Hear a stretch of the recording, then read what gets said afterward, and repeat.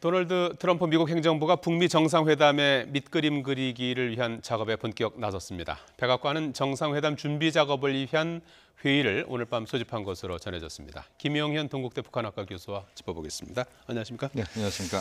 예, 미국 백악관이 회의를 긴급하게 소집을 했는데요. 북미 네. 정상회담의 준비를 위한 관계자 회의다 이렇게 CNN이 이제 보도하고 네네. 있어요. 네네. 북미 정상회담 준비가 어느 정도 지금 된 것 같습니까? 준비가 돼가고 있는 것 같습니까? 미국이 지금 현재 상당한 준비를 하고 있다 이렇게까지 보기는 어려울 것 같고요. 예. 지금 현재는 이제는 실질적인 준비를 이제 시작한다 이렇게 봐야 될 것 같습니다. 두 가지 측면에서 이제 준비가 이루어질 거라고 보는데요. 예. 하나는 지금 틸러슨 미 국무장관이 급거 귀국을 했습니다. 예. 아프리카에서 하루 일정을 더 소화를 하지 않고 귀국을 했는데 결국 북미 간의 실무 접촉 또는 북미 간의 실제 김정은 위원장이 구체적으로 트럼프 대통령의 5월 달 북미 정상회담에 대한 김정은 위원장의 직접적인 목소리 또는 북한 측의 공식적인 화답 이 부분을 좀 듣자라고 하는 부분이 하나 있는 것 같고요. 예. 또 그 과정에서 여러 가지 북미 간에 다룰 수 있는 현안들을 사전에 조율하는 이런 측면에서 틸러슨 장관이 북한을 방문한다 할지 또는 이용호 북한 예. 외무상이 뉴욕을 온다 할지 뉴욕에 이제 북한 대표부가 있습니다. 예. 또 제3국의 장소에서 만난다 할지 뭐 이런 가능성이 하나 있을 것 같고요. 예.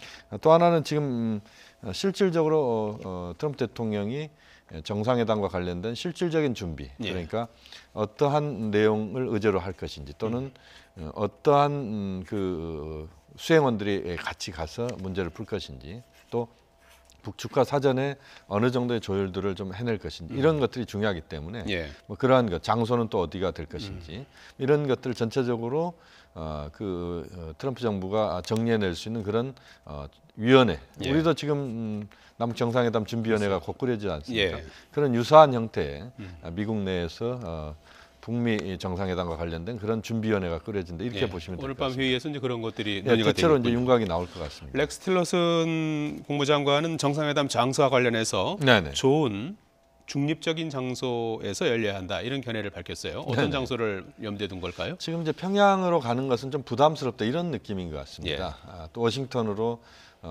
김 위원장을 불러내는 것도 좀 부담이 좀 되지 않느냐 하는 그런 느낌을 상대방이 지금 잘 갖고 안 될 것 같다는 그렇습니다. 건가요? 왜냐하면 이제 김정은 위원장이 있는 평양으로 갈 경우에 예. 트럼프 대통령이 외교적인 또는 북핵 문제에서 상당한 성과를 전제로 할 때 들어갈 수 있다 이렇게 보는 것 같습니다. 예. 그렇지만 이제 아직까지 현재 상태에서는 북미 간의 비핵화와 관련된 부분에서 구체적인 논의가 지금 이루어진 건 아닙니다. 예. 그렇기 때문에 큰 틀에서의 지금 상호간에 어떻게 보면 좀 큰 틀에서 이야기만 정리가 됐다라고 봐야 되기 때문에 예. 그 과정에서는 평양에 들어가서 그냥 쉽게 갈 수 있는 부분은 아닌 것 같고 또 역으로도 마찬가지인 것 같고요. 직접 뭐 대화는 안 하더라도 이렇게 이제 언론이라든지 이런 걸 통해서 의사를 조금씩 그렇죠. 이제 표명하는 단계다. 그렇죠. 간접적으로 이렇게 이제 봐야 그런 되는- 표명을 하는 것이고 중립적인 공간이라면 현재로서 이제 판문점이나 예. 또는 제주 같은 경우가 그 상당한 가능성이 있다라고 볼 수도 있습니다. 예. 왜냐하면 문재인 대통령이 중개인 역할을 하고 있기 때문에 예. 중립적인 장소가 우리 한국 땅인 경우 또는 판문점에서도 평화의 집이나 이렇게 된다면 사실상 북한도 뭐 그렇게 비판적으로 또는 부정적으로 나오지 않을 것 같고 예. 미국도 뭐 그런 측면에서는 그렇겠군요. 거기가 한국 내가 가능할 수도 있을 것 같습니다. 예. 그러면서도 한편으로는 이제 그 압박에 대한 얘기를 계속해서 하고 있는데요. 네네. 맥메스터 백악관 국가안보회의 보좌관이 이 정상회담, 북미 정상회담과 관련해서 낙관하고 있다. 네네네. 그러면서도 비핵화를 향한 북한의 말과 행동이 일치하고 진전이 있을 때까지 압박할 것이다. 네네. 언제까지 압박한다는 의미입니까? 일단은 지금 이제 비핵화와 관련된 부분에서 북측이 명확한 자신의 입장들이 좀 더 구체적으로 나와야 되지 않느냐 하는 이야기인 것 같습니다. 예. 그러니까 지금 우리 특사를 통해서 미국이 지금 간접적으로 확인한 것은 북한이 추가적인 핵실험을 하지 않겠다. 또 북한이 ICBM급 미사일을 포함한 장거리 미사일 발사를 하지 않겠다. 예. 그다음에 비핵화에 대한 의지가 분명히 있다. 예. 이런 정도입니다. 예. 그렇기 때문에 북한이 비핵화와 관련된 부분에서 어느 정도 미국이 신뢰할 수 있는 그런 부분에 대해서 명확하게 북한 입장이 나와야 된다. 예. 그것이 나올 때까지는 여전히 현재 기조는 유지된다. 뭐 이런 것 같습니다. 그러니까 결국 강온양면 전략이다 이렇게 봐야 되는데 물론 포인트는 북미 정상회담입니다만 네. 그러나 북미 정상회담까지 가는 데 있어서 미국이 현재 삿바 싸움을 유지하면서 보다 미국이 주도하는 네. 다시 말씀드리면 트럼프 대통령이 판을 끌고 가는 정상회담을 하겠다. 예. 이런 차원에서 또 다른 차원에서 압박도 유지한다. 이런 입장이라고 봐야 될 것 같습니다. 예, 결과에 따라서는 정상회담 이후에도 이런 기조가 이어질 수도 있겠네요. 물론 이제 이 북미 정상회담에서의 성과가 예.